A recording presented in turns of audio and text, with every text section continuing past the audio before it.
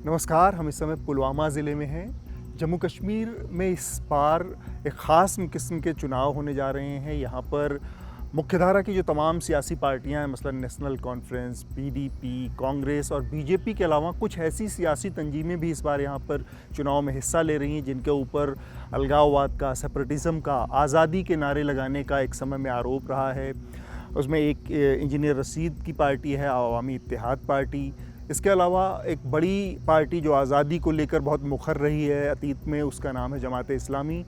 जमात इस्लामी के तमाम कार्यकर्ता इस बार निर्दलीय चुनाव लड़ रहे हैं। उनके साथ एक तकनीकी दिक्कत ये है कि भारत सरकार ने जमात इस्लामी के ऊपर प्रतिबंध लगा रखा है। उनके तमाम नेता जेलों में हैं, तो वो खुलकर चुनाव नहीं लड़ सकते।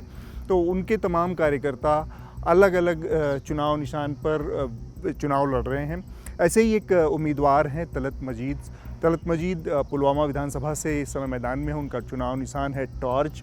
आज हम उनसे विस्तार से बातचीत करेंगे और जानेंगे कि जो जमात का रवैया इससे पहले रहा है और अब जब वो उनके ऊपर भारत के संविधान के दायरे में भारत की संविधान की शपथ लेकर राजनीति करने का मौका आएगा, तो कैसे इन दोनों चीज़ों में वो संबंध स्थापित करेंगे, संतुलन बनाएंगे। और इसके अलावा अतीत में जो जमात का रुख रहा है, रवैया रहा है कश्मीर की आज़ादी को लेकर या कश्मीर में राजनीति को लेकर, उसका जवाब वो अपने मतदाताओं को कैसे दे पाते हैं। तो चलिए मिलते हैं तलत मजीद साहब से। जमात हमेशा कॉन्स्टिट्यूशन के दायरे में ही काम कर रही थी। जमात का दस्तूर आप देखिए, उसका कॉन्स्टिट्यूशन आप देखिए, उसमें लिखा है कि जमात एक आईनी, दस्तूरी और आईनी तंजीम है। ये दस्तूर से बाहर या आइन से बाहर कोई काम नहीं करती है।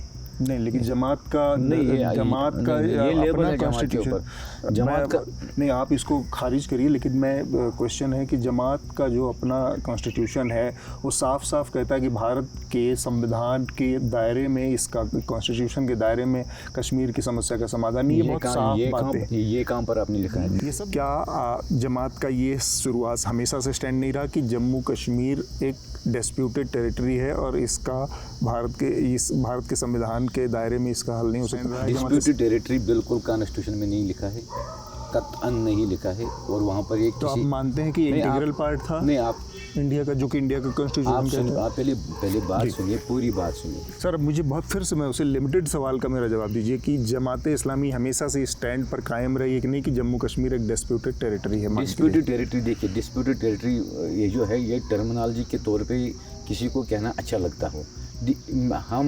हमारा ये मानना है, कहते रहिए कि नहीं, निज़ाम में मुस्तफ़ा का राज रहेगा और जंग चलेगी आज़ादी तक, ये नारे जमात के लोग लगाते रहे। नहीं, ये जमात के लोग नहीं लगाते थे। ये कौन लोग लगाते थे फिर? ये यहाँ पर जब भी यहाँ पर जुलूस निकलते थे, ये हर एक लगाता था। इसमें जमात के लोग, जमात शामिल होता नहीं था? देखिए, आप जमात के ऊपर ही क्यों ये सारी चीज़ें लाते हैं? तो आप बताएं कौन? नहीं, तो आप सारा मलबा जो है वो जमात के ऊपर फेंकने की कोशिश ना करें। आप हर एक चीज़ जमात के ऊपर ही बात करते हैं। आप बंदूक की बात करेंगे तो जमात उसके साथ जुड़ जाती है। क्या यहाँ पर वाहिद जमात इस्लामी ही एक तंजीम थी जो बंदूक के साथ जुड़ी थी? यहाँ पे इतनी मिलिटेंट ऑर्गेनाइजेशन थी, वो किसकी थी? बहुत सारी थी। लेकिन मैं वही कह रहा हूँ कि यहाँ पर तो केवल आप ही अपनी बात रख सकते हैं, जमात की ही बात आप कर सकते हैं, और मैं जमात के बारे में ही आपसे पूछ सकता हूँ, बाकियों के बारे में आपसे नहीं पूछ सकता। केवल हथियार आपने नहीं उठाया, लेकिन हिजबुल मुजाहिदीन जैसा संगठन जो जमात का सबसे बड़ा और अम्ब्रेला ऑर्गेनाइजेशन था इस पूरे जिसको सो कॉल्ड जिहाद कहा गया, उस पर जमात का जो कंट्रोल था, जमात का जो उसके ऊपर असर था, पकड़ थी, उससे कोई इनकार तो नहीं कर सकता। बिल्कुल दोबारा एक गलत सवाल है। बताएं। ये दूसरी बार आप गलत सवाल पूछ रहे हैं कि जमात का कंट्रोल था। तो ये कंट्रोल की बात ना करें आप। साउथ एशिया टूरिज्म पोर्टल का एक रिसर्च डॉक है, वो रिसर्च उन्होंने किया है। तो हर एक जैसे आप सवाल पूछते हैं वैसे उन्होंने भी ऐसे ही अपना रिसर्च किया है। तो मैं चार उसकी लाइनें पढ़ दूँगा। तो आप ये कह रहे हैं कि आप लोगों का हिजबुल मुजाहिदीन से कोई लेना देना नहीं था? देखिए, आप बात समझिए, जब मिलिटेंसी उठी कौन यहाँ पर इन्वॉल्व नहीं था उसमें? अच्छा, तो आप ये कह रहे हैं कि सारे लोग इन्वॉल्व थे? 87 में जो रिगिंग हुई, जो आम वोटर था, जो आम नौजवान था, जिसका मैंडेट छीना गया, वो उस समय एग्री करता हूं। मैंने तो पहले ही आपने जब जमात का बंदूक लाने में यहाँ कोई रोल नहीं था। पर जमात ने उस बंदूक को पकड़ने में रोल नहीं, उसको बढ़ाने में रोल नहीं, उसको अब एक ही तंजीम थोड़ी थी, हिजबुल मुजाहिदीन थोड़ी थी, अल जाद भी थी, अल बरक भी थी, तहरीकुल मुजाहिदीन भी थी, अल उमर मुजाहिदीन भी थी, इतनी तंजीमें थी। तो आप सिर्फ जमात के हाथ में ही बंदूक क्यों देते हो? किसने मजबूर किया सलाउद्दीन को सलाउद्दीन बनने में? किसने किया? सर आप उनको, ये सवाल तो उनको चाहिए कि आप लोगों ने 87 में ये चीज़ें करके फिर एक आम कश्मीरी को बंदूक उठाने पे मजबूर किया। आप किसी से भी पूछिए, हर एक शख्स ये अपने बंद कमरे में इन बातों का इजहार करता है, बाहर ना करे। ये मैंने पहली बार बरमला की इजहार किया है इन चीज़ों में कि वो हमारा रास्ता नहीं था।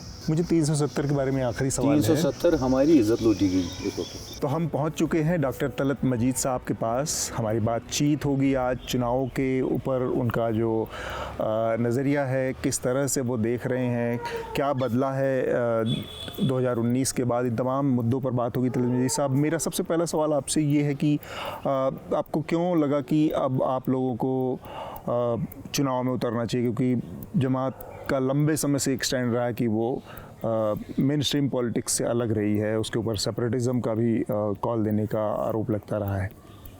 देखिए, जहाँ तक चुनाव में आने का सवाल है, ये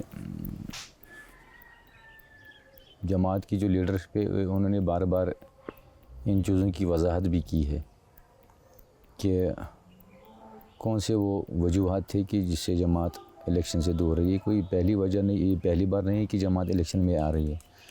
जमात जब से बनी है 87 तक वो इलेक्शन लड़ती थी, चाहे वो पार्लिमानी इंतखाब हो, चाहे वो असम्बली इंतखाबात हो, या किसी भी लेवल के पंचायत लेवल के इंतखाबात हो, उन सब में उन्होंने शिरकत की है। अब 87 से पहले की बात 87 तक की मैं बात कर रहा हूँ कि वहाँ जमात ने इन चीज़ों की वजाहत की है। ये मेरे वजाहत देने की कोई उसमें ज़रूरत भी नहीं है। ये जमात की लीडरशिप ने बार बार इन चीज़ों की वजाहत की है कि हम इस प्रोसेस में पहली बार नहीं आ रहे हैं। तो जब आप सियासी तौर बात करेंगे या इलेक्टोरल पॉलिटिक्स की बात करेंगे या इलेक्शनों की बात करेंगे, फिर बात घुमा फिरा की बात 87 पे ही आती है जी। तो फिर जो 87 में जो चीज़ें उस दिन हुई, जैसे जमहूरियत का कत्ल हुआ, उस वक्त लोगों का मैंडेट छीना गया, इलेक्शन रिग कराए गए, एक सोची समझी साजिश के तहत जमात को इस प्रोसेस से दूर रखा गया। शायद जो पॉलिटिकल राइवल थी उस वक्त की, वो नहीं चाहते थे कि जमात इस फील्ड में आए, तो यही वजूहत थी कि जमात भी फिर इन चीज़ों से फिर दूर रही। तो 2024 के इलेक्शन जो सामने आए, उसकी जो नताइज सामने आए, उनको देखकर लगता है कि अब इलेक्शन रिग नहीं हो रहे हैं या इलेक्शन बड़े साफ और शफाफ तरीके से हो रहे हैं। तो जमात की लीडरशिप ने भी ये डिसाइड किया कि अब चूँकि अब इलेक्शन सही तरीके से हो रहे, शफाफ तरीके से हो रहे, तो उन्होंने कहा कि हम इलेक्शन प्रोसेस में हिस्सा लेना चाहते हैं। ऐसा बदकिस्मती से कि उनके ऊपर से बैन नहीं हटाया गया, तो फिर उन्होंने कहा कि हम इंडिपेंडेंट कैंडिडेट्स को ही सपोर्ट करेंगे, क्योंकि बहैसियत एक वो शहरी वोट डालने का तो हक हर किसी को है। बिल्कुल। तो उन्होंने कहा कि अब हमें वोट करना ही है, तो हम इंडिपेंडेंट कैंडिडेट्स को सामने लाएंगे, तो या किसी को सपोर्ट करेंगे, तो उनके ज़रिए हम इलेक्शन में हिस्सा लेंगे। आपने कहा कि आपको उम्मीद है कि 24 में अब ठीक ठाक इलेक्शन होंगे, साफ़ सुथरे इलेक्शन होंगे, ईमानदारी से होंगे। ऐसा क्या बदला है, क्योंकि पिछले 10 साल में तो चुनाव ही नहीं हुए, अब 10 साल के करीब 10 साल के बाद चुनाव हो रहे हैं, तो ऐसा आपको क्या भरोसा पैदा हुआ कि आपको लगता है कि अब जो है ईमानदारी से बहुत अच्छे चुनाव? मैंने कहा कि 2024 के जो पार्लिमानी इंतखाबात हुए जी, जो पार्लियामेंट इलेक्शन हुए जी, उनके नताइज को देखकर, अच्छा, उसकी वजह से आपको उनके नताइज को देखकर, जैसे आप देख रहे हैं ना कि कोई शख्स जेल से लड़ रहा है तो वो जीत रहा है, या आप पूरे हिंदुस्तान में अगर आप देखेंगे जहाँ पर भी हेट स्पीचेस हुई, वो कॉन्स्टिट्यूंसी वो लोग हार गए जिन्होंने हेट स्पीच दी, चाहे वो मंगलसूत्र की बात हो रही हो या 80-20 की बात होती थी। तो ऐसे जो बयान सामने आए, तो लोगों ने उन कैंडिडेट को नकार दिया जहाँ पर भी हेट स्पीचेस हुई। इलेक्शन में जो इल्ज़ाम लगाए जा रहे थे कि ऐसा होगा वैसा होगा, तो जैसे नताइज सामने आए, तो उन नताइज को देखकर लगता है ना कि वाकई हिंदुस्तान एक जमहूरी मुल्क है और यहाँ पर सेक्युलरिज्म है, that is in the gene of the India secularism, और एक्सट्रीमिज़म यहाँ पर नहीं चलेगा। एक चीज़ ये है कि जमात के ऊपर भारत सरकार ने बैन लगा रखा है, बहुत सारे लीडर आपके जेलों में हैं, तो ये जो चुनाव लड़ने का फ़ैसला है, ये उन तमाम लीडरशिप का मिला जुला फ़ैसला है जो जेलों में भी बंद हैं और जो बाहर हैं, या ये उन कुछ 5-7 लोगों का निर्णय फ़ैसला है जो कि बाहर यहाँ पर अभी बचे हुए हैं? ये 5-8 लोग जो बाहर है या जो सामने हैं, वो पैनल के तौर पर है, यानी उनके पीछे जो हाईएस्ट डिसीजन मेकिंग बॉडी होती है, मजलिस शूरा जिसको कहते हैं जी, मजलिस शूरा क्योंकि जमात बैन है, मजलिस शूरा ने जो फ़ैसला लिया है कि ये 8 जो बंदे हैं, ये जो 8 लोग हैं जमात की लीडरशिप में 8 लोग हैं, ये उसकी रिप्रेजेंटेशन करेंगे गवर्नर ऑफ इंडिया के सामने। तो उनका बैग मजलिस शूरा का बैग इनको है। और जिनकी आप बात करें हैं कि जो जेल में हैं, उनसे पहले ये जो फ़हीम रमज़ान साहब थे वो जेल से छूट गए। डॉक्टर हमीद फयाज़ थे जो पेरोल पे कुछ दिन पहले बेटे की शादी पे बाहर आए थे। उन्होंने भी ये कहा कि जो भी फ़ैसला पैनल लेगी, जिसकी जो शूरा की हिमायत याफ्ता पैनल है, जो उनका फ़ैसला होगा वो सारी जमात को कबूल होगा। जमात एक डेमोक्रेटिक ऑर्गेनाइजेशन है, वहाँ पे जो फ़ैसले होते हैं वो डेमोक्रेटिकली होते हैं। अच्छा। तो इसमें ये 4-5 लोगों का मसला नहीं है, ये 4-5 लोगों का फ़ैसला नहीं है, ये शूरा का फ़ैसला है। शूरा ने 5 लोगों को रिप्रेजेंटेटिव बनाए हैं, वो डिसीजन लेंगे। इस चुनाव में आपके बड़े मुद्दे क्या हैं, क्या लेकर आप पब्लिक के बीच में जा रहे हैं, और आपको आपकी अपनी सोच क्या कहती है कि इस समय कश्मीर के सबसे इम्पोर्टेंट, कश्मीर के आवाम के सबसे महत्वपूर्ण मुद्दे क्या हैं जिसको बदलने के लिए आपको चुनाव में आना पड़ेगा? ये एक ही मुद्दा नहीं है, यहाँ पर हर एक बहुत सारे मुद्दे हैं, बहुत सारे मुद्दे हैं, चाहे वो डेवलपमेंट के एतबार से हो या पॉलिटिकल स्टेबिलिटी के एतबार से हो, जिसको हम सियासी इस्तेकाम कहते हैं। पॉलिटिकल स्टेबिलिटी सबसे बड़ा मसला है, रोज़गार का मसला है, डेवलपमेंट का मसला है, हर एक चीज़ यहाँ पे है। मेरी नौजवान की सेफ्टी का मसला है। वो मैकडेमाइजर रोड मुझे किस काम का जहाँ पर मेरा नौजवान सेफ़ नहीं है, जहाँ पर मेरे नौजवान को गोली लग के वो उस मैकडेमाइजर रोड पे मेरे नौजवान का खून नज़र आए। तो ऐसी डेवलपमेंट हमें नहीं चाहिए, मुझे मेरा नौजवान चाहिए। और we want to save the human resource. हम उनको उन चीज़ों के लिए अवेलेबल नहीं रखना चाहते हैं कि जिससे मेरा नौजवान किसी साजिश का या किसी की भी गोली का शिकार हो। तो ये बहुत सारे मुद्दे हैं। ड्रग एडिक्शन यहाँ पे कोई छोटा मसला है क्या? जी। मेरे नौजवान को ड्रग्स की तरफ धकेल दिया जा रहा है, एक सोची समझी साजिश के तहत। ये साजिश कौन कर रहा है, हमें उनको देखना है। वो ड्रग पेडलर जो है उनसे निपटना है। मेरा नौजवान क्यों ड्रग की तरफ जाएगा, उसकी क्या वजूहत है, हमें उन वजूहत को ढूंढना चाहिए। हमें उन सब चीज़ों को देखना चाहिए। अगर वो अनएम्प्लॉयड की वजह से है या यहाँ पे जो पॉलिटिकल इंस्टेबिलिटी की वजह से है, उन सब चीज़ों को देखना है। ये एक ही मसला नहीं है। मसला ये है कि मेरा नौजवान बाहर जाके सेफ फील नहीं कर रहे हैं। एक तरफ होम मिनिस्टर कहता है कि हम नौजवान से बात करेंगे, हम बाकियों से बात नहीं करेंगे, लेकिन होम मिनिस्टर का एक दिन पहले से, यहाँ अगर उनका कश्मीर का दौरा है तो एक दिन पहले ही मेरे नौजवान को पुलिस लॉकअप में बंद किया जाता है।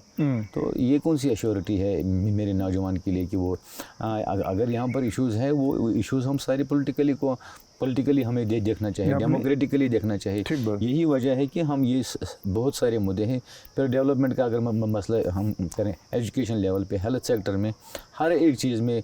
तो आपने जो मोटा बताया, एक तो डेवलपमेंट बहुत बड़ा मुद्दा आपने बताया, दूसरा ड्रग्स का मुद्दा बताया, तीसरा नौजवानों को जेल में डालने का मुद्दा बताया। ये सारी चीज़ें, हेल्थ और एजुकेशन भी 2 चीज़ें हैं।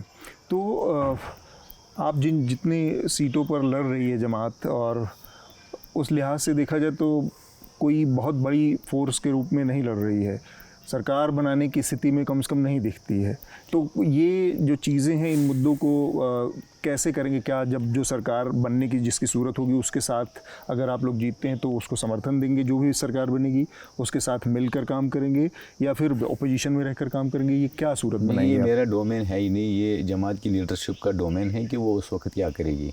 क्या नहीं, जिस क्वेश्चन, ये जो सवाल आपने पूछा, ये उन्हीं की तरफ है। ये जो लीडरशिप उस वक्त फैसला लेगी वो दूसरी बात है, लेकिन मुद्दे उठाना इसके लिए एक प्लेटफार्म होना चाहिए। आप अपने मुद्दे कहाँ पे उठाओगे, या पॉलिसी मेकिंग में आपका हिस्सा कहाँ पर बनता है कि जहाँ पर आप पॉलिसी मेकिंग में आप कोई ये रोल अदा कर सकते हैं। वो तो एक असेंबली ही है जहाँ पर आप अपना रोल निभा सकते हैं। कॉन्स्टिट्यूंसी लेवल पे आप बहैसियत एक एमएलए, जो भी आपकी जिम्मेदारियां हैं, तो वो आप एक प्लेटफार्म के थ्रू ही निभा सकते हैं। एक आम इलेक्शन में हिस्सा न लेने के बगैर या पार्लियामेंट असेंबली में ना पहुंचे बगैर आप इन मुद्दों पे कैसे बात कर सकते हैं?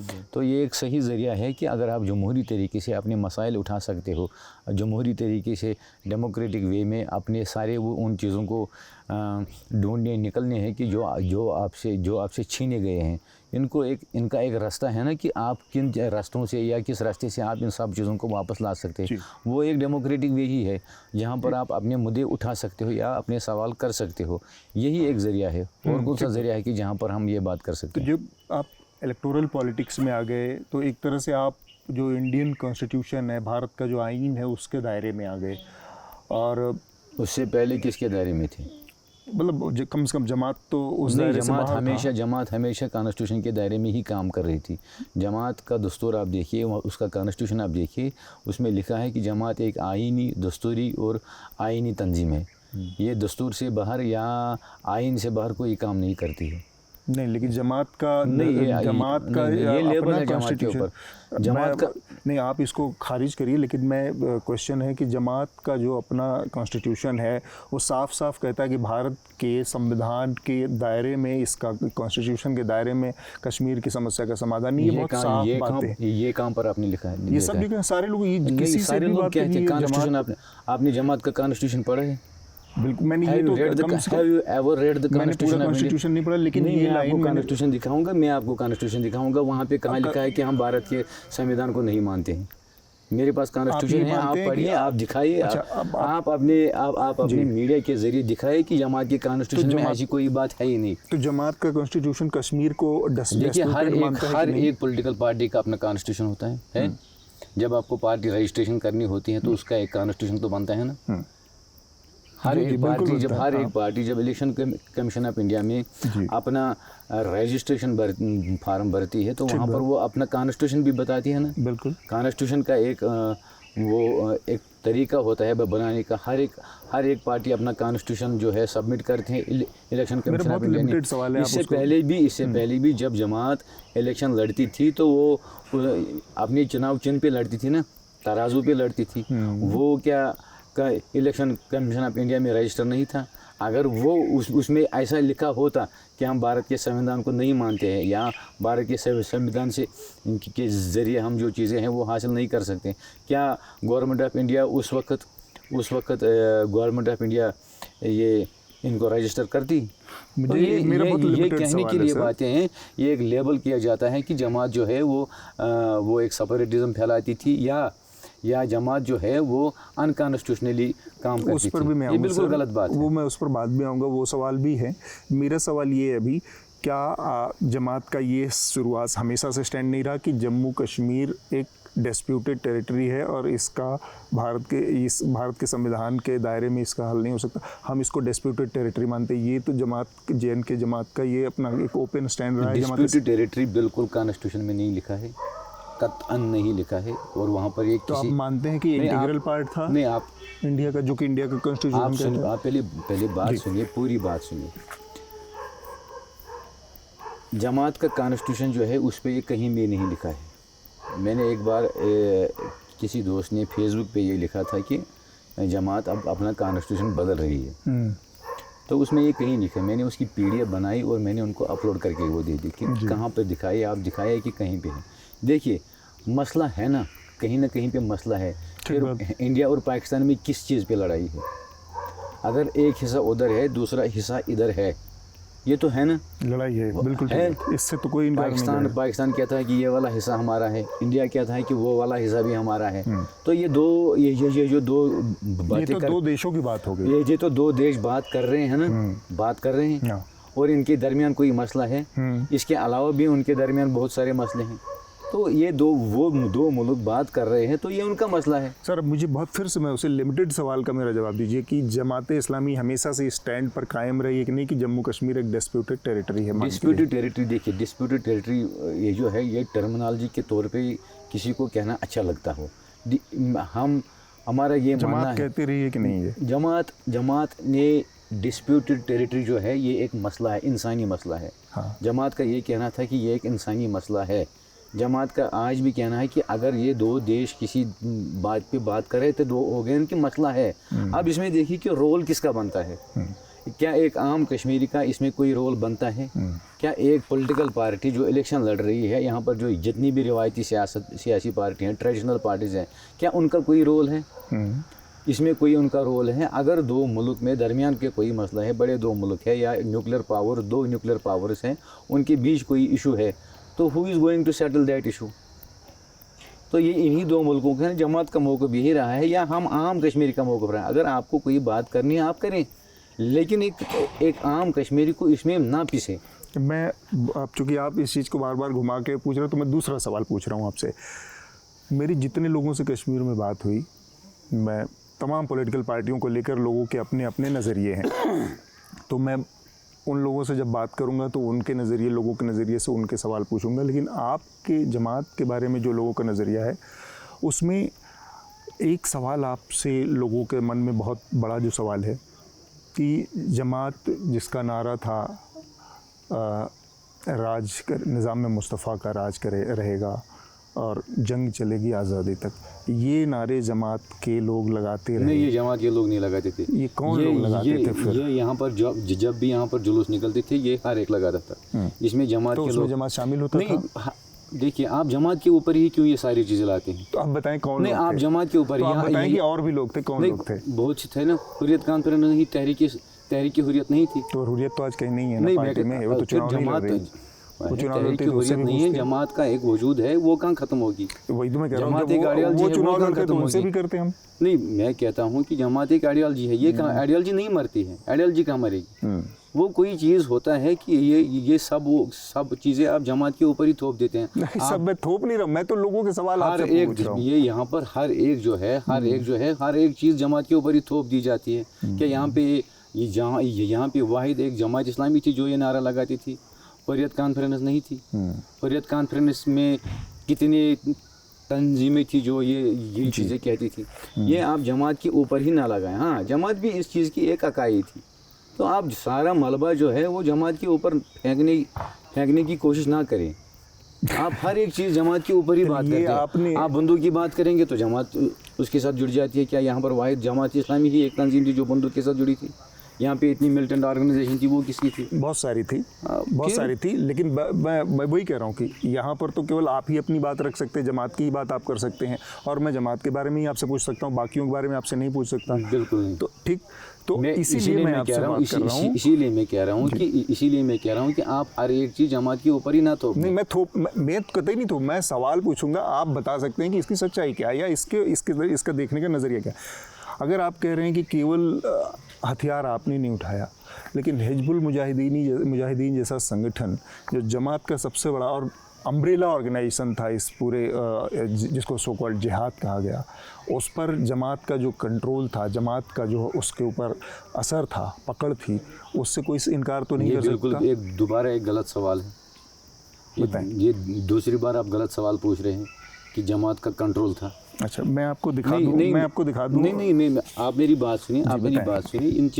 इन बातों का जिक्र देखिए। हाँ। देखिए, आपको मेरी लिमिटेशंस भी देखनी चाहिए कि मैं एक इंडिपेंडेंट कैंडिडेट हूँ, जमात का स्पोक्स पर्सन मैं इस वक्त नहीं हूँ। हाँ, बायज़ीती कश्मीरी या जमात के साथ मेरी वाबस्तगी रही है, तो उस एतबार से मैं कई चीज़ों का जवाब दे सकता हूँ। लेकिन ये कहना इन चीज़ों की बार बार जमात ने तरदीद की है। हाँ, लोन साहब जो है हमारे जो एक्स जनरल सेक्रेटरी, जिसको हम कायमी जमात कहते हैं, उन्होंने भी कहा कि उस वक्त जब हिजबुल मुजाहिदीन जो मास्टर आसनदार थे, उसने जो बयान दिया था कि हम जमात इस्लामी की आर्म्ड विंग है, उसने कहा कि उस वक्त जो माहौल था, उस माहौल में जमात ने उसकी तरदीद नहीं की थी, वो सबसे बड़ी गलती थी। और 98 में जब बयान उठी, गुलाम मोहम्मद भट्ट साहब जो उस वक्त अमीर जमात थे, उन्होंने बाज़ाब्ता तौर ऐलान किया है कि हमें किसी संगठन के साथ, किसी भी मिलिटेंट ऑर्गेनाइजेशन के साथ कोई ताल्लुक़ नहीं है, हम एक जमहूरी और दस्तूरी जमात हैं। तो ये कंट्रोल की बात ना करें आप। साउथ एशिया टूरिज्म पोर्टल का एक रिसर्च डॉक है, वो रिसर्च उन्होंने किया है। तो हर एक जैसे आप सवाल पूछते हैं वैसे उन्होंने भी ऐसे ही अपना रिसर्च किया है। तो मैं चार उसकी लाइनें पढ़ दूँ? मुझे उनका रिसर्च नहीं चाहिए, मैं अपनी बात करूंगा ना, मैं दूसरे की बात अपने ऊपर क्यों थोपूं? तो आप ये कह रहे हैं कि आप लोगों का हिजबुल मुजाहिदीन से कोई लेना देना नहीं था? आप बात समझिए, जब मिलिटेंसी उठी, कौन यहाँ पर इन्वॉल्व नहीं था उसमें? अच्छा, तो आप ये कह रहे हैं कि सारे लोग इन्वॉल्व थे इसमें। 87 में जो रिगिंग हुई, जो आम वोटर था, जो आम नौजवान था, जिसका मैंडेट छीना गया, वो उससे मैं एग्री करता हूँ। मैंने तो पहले ही आपने जब जमात का बंदूक लाने में यहाँ कोई रोल नहीं था, पर जमात ने उस बंदूक को पकड़ने में रोल निभाया, उसको बढ़ाने में रोल निभाया। नहीं, उसको अब एक ही तंजीम थोड़ी थी, हिज़्बुल मुजाहिदीन थोड़ी थी, अल जाद भी थी, अल बरक भी थी, तहरीकुल मुजाहिदीन भी थी, अल उमर मुजाहिदीन भी थी, इतनी तंजीमें थी। तो आप सिर्फ जमात के हाथ में ही बंदूक क्यों देते हो? आप सिर्फ जमात के हाथ में ही बंदूक क्यों देते हो? या उन्हीं को फ़ोटो उठा के बस वही फ़ोटो बार बार क्यों दिखाते हो? अल उमर मुजाहिदीन भी थे ना जी। मैं उससे तो इनकार ही नहीं कर रहा हूँ मिलिटेंट ऑर्गेनाइजेशन, सर मैं उससे तो इनकार ही नहीं कर रहा हूँ तलत साहब। मैं तो ये कह रहा हूँ कि आज चूंकि मेरे सामने आप हैं और जब मैं उनके सामने जाऊँगा तो उनसे भी सवाल नहीं, एक सवाल ये है, इससे आगे देखिए उन ऑर्गेनाइजेशन में यहाँ पर अभी कोई ऑर्गेनाइजेशन नहीं है, वजूद ही नहीं है। उन्होंने उससे पलड़ा जो है वो झाड़ दिया और सब ने जो है वो गले में डाल दिया जमात को। ऐसी थोड़ी बात है। मेरा अगला सवाल है, बड़ी संख्या में यहाँ पर जिन नौजवानों की आप बात कर रहे हैं, ऐसे बड़े संख्या में नौजवानों की मौत हुई है, तो जब बहुत सारे लोग थे आप कह रहे हैं, उसमें जमात भी था, किसने नहीं उठाया? करीब सब ने उठाया, बहुत सारी तंजीमों ने हथियार उठाए, लेकिन उसमें क्या हुआ कि बहुत सारे लोगों की जानें गई। तो आज जब वो लोग देखते हैं पलट के और वो देखते हैं कि ये सारी तंजीमें जिन्होंने हमको हथियार उठवाया, हमारे बच्चे उसमें शहीद हो गए, मर गए, उनकी कुर्बानियाँ हो गई, उनकी हमारी ज़िंदगियाँ ख़राब हो गई, बच्चे जवान चले गए, और ये लोग अब कहते हैं कि भाई हम विकास के नाम पर, इसके नाम पर वही पॉलिटिक्स करेंगे जो कि 87 में भी वो कर सकते थे। तो आपके ऊपर एक किस्म का डबल स्टैंडर्ड का आरोप लगता है, और फिर उन परिवारों से, उन फैमिलीज से, उन यूथ से आप कैसे सामना करते हैं, उनको कैसे कन्विंस करते हैं पॉलिटिकली आप, ये मैं जानना चाहता हूँ।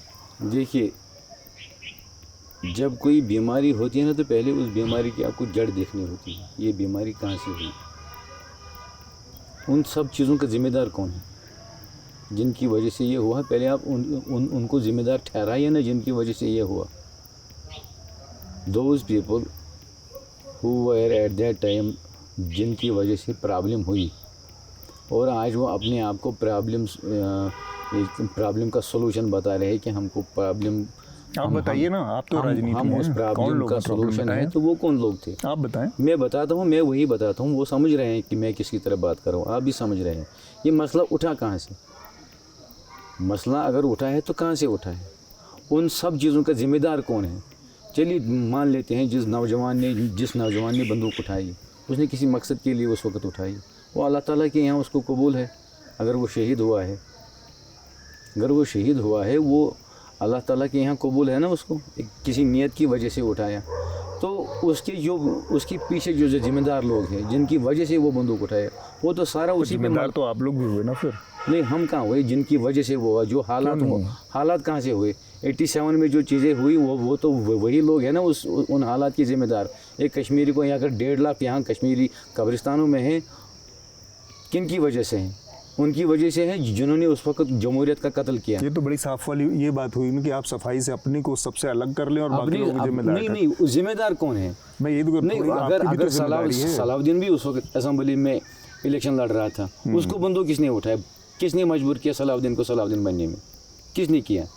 आप उनको, ये सवाल तो उनको चाहिए कि आप लोगों ने 87 में ये चीज़ें करके फिर एक आम कश्मीरी को बंदूक उठाने पे मजबूर किया, और जो भी उसमें लोग मर गए वो तो उनके खाते में वो सब जमा हो जाएंगे, और इस यहाँ की कत्लो गारत के सबसे बड़े जिम्मेदार वही है।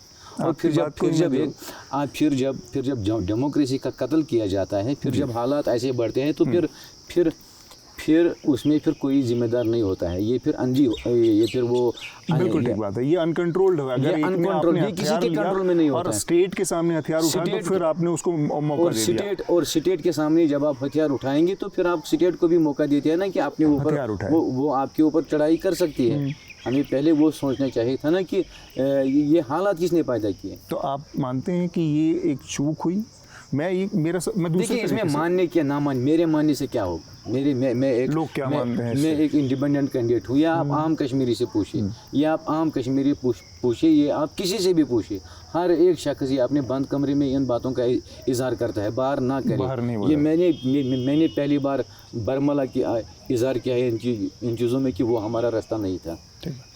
एक चीज़ और मैं जानूँ, चुनाव जो rigged जो होते जो हैं। अब इलेक्शन में जो बातें करते हैं, मसले कश्मीर की बात करते हैं, क्या वो नौजवान को क्या वो देना चाहते हैं? मैं वही इसलिए मैंने आपसे पूछा कि आपके मुद्दे क्या होंगे। मेरा एक सवाल, चूँकि आपने जमहूरियत का एक बड़ा सवाल खड़ा कर दिया है, चुनाव में बेईमानियाँ होती हैं, बैलेट पेपर लूट जाते हैं, लोगों की मौतें हमने देश के अलग अलग हिस्सों में देखा है, लेकिन चुनाव की गड़बड़ी, चुनाव की एक बेईमानी क्या एक बड़े लेवल के आर्म स्ट्रगल और लोगों की हत्या, मर्डर, और फिर वो कल्मिनेट होता है कि एक कम्युनिटी खास को टारगेट करना, ये कोई जस्टिफिकेशन है आपकी तरफ से? नहीं, ये जस्टिफिकेशन नहीं है। जब आप इन सारी चीज़ों को बातों की, उसको कैश किसने किया?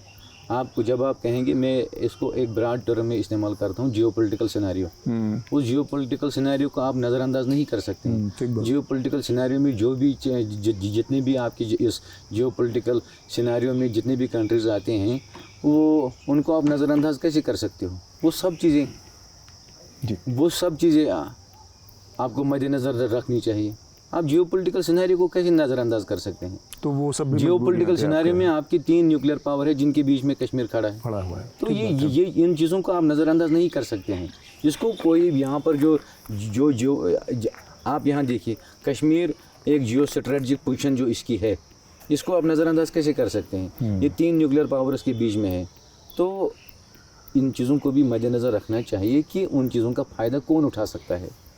आज की जो स्थिति है, 370 यहाँ से हट चुका है, 35 से भी हट चुका है, आपको लगता है कि पाकिस्तान का कश्मीरियों के लिए, कश्मीर के लिए कोई रोल बचा है, या कश्मीर के किसी काम आ सकता है आज की तारीख में पाकिस्तान? वही मैं कहता हूँ ना कि आप जियोपॉलिटिकल सिनेरियो को देख लीजिए, सब लोग समझ चुके हैं कि किसका क्या रोल हो सकता है, और क्या एक आम कश्मीरी को अब क्या करना चाहिए, ये हर एक को पता है। आप बताएं ना।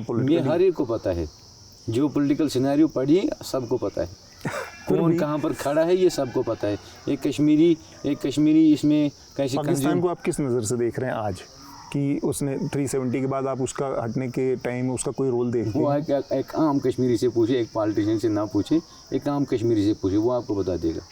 अच्छा, चलिए ठीक है। मुझे 370 के बारे में आखिरी सवाल है। 370 हमारी इज्जत लूटी गई इस वक्त एक आम कश्मीरी की।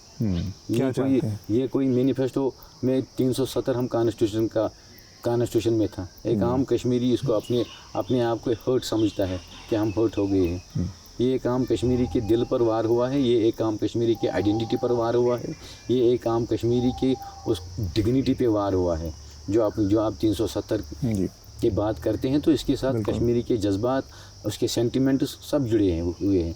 तो हाँ, अब मेरी लिमिटेशन है कि एक असेंबली मेंबर ओके, वो भी इंडिपेंडेंट कैंडिडेट होके, और वो भी यूटी में, यूनियन टेरिटरी में, एक यूनियन टेरिटरी में। क्या उम्मीद है, जैसे आप चाहते एक यूनियन टेरिटरी में एक एमएलए या एक उमर साहब खुद कहते हैं कि मुझे चपरासी अपॉइंट करने के लिए गवर्नर एलजी के दरवाजे के बाहर आना है, और वो अपने मैनिफेस्टो में ये सब चीज़ें लिखता है। तो समझ लेना चाहिए, काम कश्मीरी को आप बेवकूफ़ नहीं बना सकते हैं। बस मेरा सवाल है कि इसकी लड़ाई कैसी, आप कहते हैं कि इसको फिर से चाहिए। एक बात मैं पूरी करना चाहूँगा कि आप एक आम कश्मीरी के जज्बात को भड़काते हो। आप मसले कश्मीर की बात करते हो, आप मोदी जी से, या आप कहते हैं कि हम वो चीज़ें लड़के लेंगे। तो इसमें लड़के लेने की क्या बात है? जमहूरी तरीका है ना। अब सीधे बात कीजिए कि हम जो चीज़ें हासिल करना चाहते हैं वो जमहूरी तरीके से हासिल करें, पॉलिटिकली आप हासिल कीजिए। इसमें आप एक नौजवान के सेंटिमेंट भर के एक नौजवान को फिर से भड़काने की ही कोशिश करते हो। ये मेरे लिए ख़ासकर, और मेरी अपनी जो जानकारी के लिहाज से बड़ी दिलचस्प बात है कि डॉक्टर तलत मजीद जो कि जमात के सदस्य हैं, वो जमहूरी तरीके से कश्मीरियों के हक़ की लड़ाई लड़ने की बात कर रहे हैं। मेरे ख़्याल से आज से पहले 5 साल 7 साल 8 साल पहले किसी जमात के लीडर को जमहूरी तरीके से लड़कर 87 को छोड़ के पहले की बात छोड़ दिया जाए, 87 ऑनवर्ड देखा जाए, तो शायद ही कोई जमात का लीडर जमहूरी तरीके की लड़ाई में की बात करता रहा हो। तो ये एक अलग किस्म की पॉलिटिक्स यहाँ पर चल रही है, जिसका जिक्र मैंने शुरू में किया है। इस सब के बीच में मेरा आखिरी सवाल है कि क्या तरीका होगा, आप अगर आपकी डिमांड है कि 370 कश्मीरियों के साथ एक धोखा था हुआ है लेकर, तो कैसे वो वापस आ सकता है? क्या रोड मैप हो सकते हैं, पॉसिबिलिटीज़? एज अ लीडर आप कैसे देखते हैं कि इन चीज़ों की दिशा में आगे बढ़ें? देखिए, जमहूरी तरीके से भी जो भी रास्ते होते हैं, जमहूरी तरीके से जो भी रास्ते होते हैं, ये उस वक्त बात होगी जब असेंबली में बैठने का मौका मिलेगा, फिर असेंबली के क्या इख्तियारात होंगे, फिर असेंबली के उसमें क्या रोल बनता है, ये उस वक्त देखा जाएगा। फ़िलहाल हम ये कहते हैं कि आप अपने जो लिमिटेशंस हैं उनको मद्देनज़र रखते हुए जितना आपका टाइम एंड स्पेस है उस टाइम एंड स्पेस में आप बात करें। लोगों के पास आप जब जाओगे आप वही बातें कहें कि जो आप लोगों को दे सकते हैं। हम वो बातें नहीं कहेंगे कि जो हम नहीं कर सकते हैं। तो इसीलिए मैं कहता हूँ कि पॉसिबिलिटीज़ क्या होती है, politics is the art of the possibilities. उसमें पॉसिबिलिटीज़ क्या हो सकती है, जब वो पॉसिबिलिटीज़ आपको दिखेंगी या नज़र आएंगी तो या आपको लगता है कि कहीं पे पहुँच के आप कहीं कुछ चीज़ों का इस्तेमाल करके कानूनी तौर पे कॉन्स्टिट्यूशनली जो भी चीज़ें होंगी वो उस वक्त देखेंगे। मुझसे बातचीत करने के लिए डॉक्टर साहब बहुत बहुत शुक्रिया आपका। Thank you so much. This election season, your right to choose puts you at the heart of it again. We'd like to be your eyes and ears. Choose the journalism and media that serves democracy and you. Simply head on to newslaundry.com/subscription and pick up the TNMNL joint subscription of your choice today.